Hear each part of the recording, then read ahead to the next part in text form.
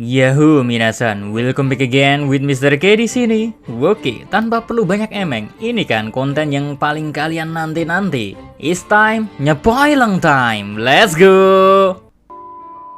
Chapter 986 berjudul Nama Aku. Cuman judul penulisannya ini diberi kata khusus yang mengarah pada samurai.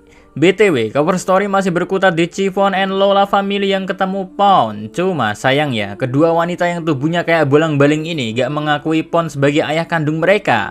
Malah kedua ladies ini ya berlayar bersama BG tanpa mengajak ayahnya. Apa Lola dan Chiffon gak pernah baca legenda Malin Kundang ya? Entahlah. Spoiler dimulai dengan menampilkan Denjiro dan Kinemon yang berhasil sampai di pintu belakang dari kastil Kaido. Kedua Akazaya ini menunggu para pengikut Oden lainnya. Nah, sekarang kita pindah posisi ke tempat sisa-sisa Akazaya lain berada ya, yaitu jalur belakang Onigashima.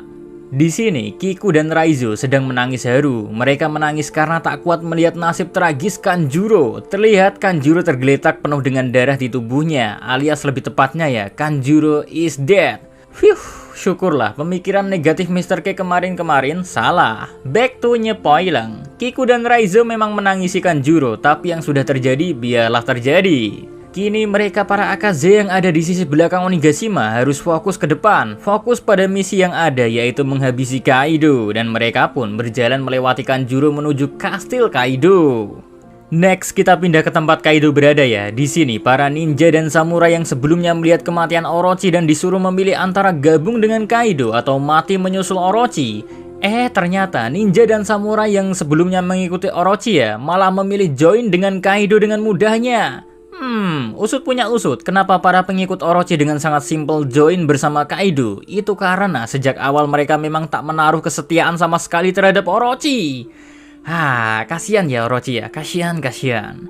Anyway, sekarang kita fokus ke Momo yang sedang ditanyai oleh Kaido yang saat ini sangat penasaran dan masih tak percaya kalau Momo adalah anak dari Oden. Kaido bertanya pada Momo tentang siapa namanya. Kalau Momo menjawab dia bukan anak Oden, maka Kaido akan mengampuni nyawanya. Nah guys, di sini ya bagian menariknya muncul, yaitu jawaban Momo terhadap pertanyaan Kaido masih sama dengan apa yang terjadi 20 tahun yang lalu. Momo mengungkapkan kalau dia adalah Kozuki Momonosuke, anak dari Kozuki Oden, dan dialah yang akan menjadi shogun dari negeri Wano Kuni. Momo yang mengucapkan kalimat epik tersebut kemudian langsung teringat momen emosional di masa lalu saat masih bersama dengan kedua orang tuanya.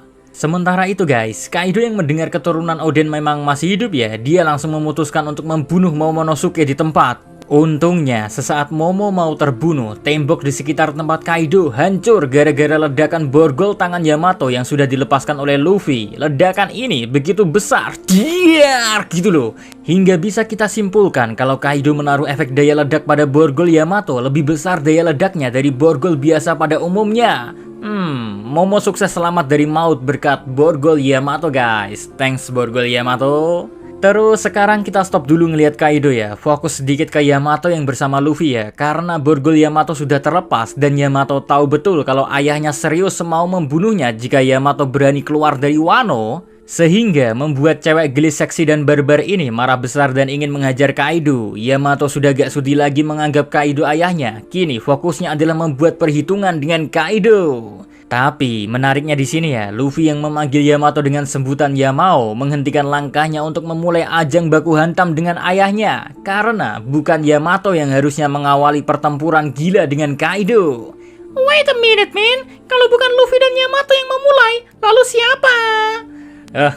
Slow dan santuy guys, jawabannya ada kok di spoiler ini. Kita pindah ke posisi Usopp, Chopper, dan para Akazaya yang sudah komplit berkumpul di kastil Kaido. Mereka sedang menuju ke tempat Kaido berada.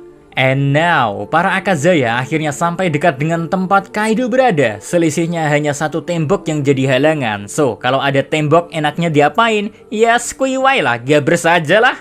Para Akazaya menerobos tembok halangan tersebut. Kaido pun melihat para samurai ini bersiap-siap untuk menyerangnya. Tapi Kaido sama sekali gak bergeming guys. Malah Nihonko ya berteriak kalau pedang mereka sama sekali gak berguna. Tapi ketika Kaido melihat dengan seksama para Akaze yang melompat dari tembok tadi untuk menyerangnya ya, Saat itu juga, Kaido mengingat masa lalu ketika dirinya hampir kalah melawan Kozuki Oden. Momen tersebut sama persis sensasinya dengan sekarang. Para Akaze melompat sama halnya dengan Kozuki Oden yang melompat yang hampir mengalahkan Kaido. Momen flashback ini membuat Kaido shock. Dalam sekejap, dia terdiam, walau diamnya hanya 1 detik sih. Tapi bagi para Akazaya, ini adalah kesempatan emas. Semua Akazaya berteriak Snatchy, berusaha menyerang Kaido. Kelihatan di sini guys, Kawamatsu menghalau King dengan katana miliknya. Inuarashi pun melakukan hal sama seperti yang Kawamatsu lakukan. Cuma Inuarashi berhasil menghadang Jack dan Queen sekaligus. Nekomamushi di sini hampir berhasil menyerang tubuh Kaido, tapi sayang ya, Kaido malah udah mencegahnya duluan dengan cara memegang kepala Neko agar jangkauan serangnya tak melukai tubuh Kaido. Asura Doji, Kiku, dan Raizo tak bisa menjangkau Kaido karena mereka posisinya ada di belakang. Tapi untungnya masih ada Kinemon dan Denjiro yang berhasil menancapkan katana mereka ke tubuh Kaido. Wah, hahaha. Setelah serangan dari Akazaya ini, semua Akazaya beserta Kaido jatuh dari panggung utama kastil ini berada. Minggu depan gak tahu dah minggu depan gimana. BTW, sebelum Mr. K akhiri, Lau sedang berjalan di suatu tempat di kastil Kaido, sementara Kid dan Zoro masih sibuk bertarung dengan bawahan Kaido. So, sekian spoilernya oke. Kalau kurang durasinya, simple sih. Kalau ada iklan muncul jangan di skip ya, kan nanti durasinya tambah lama.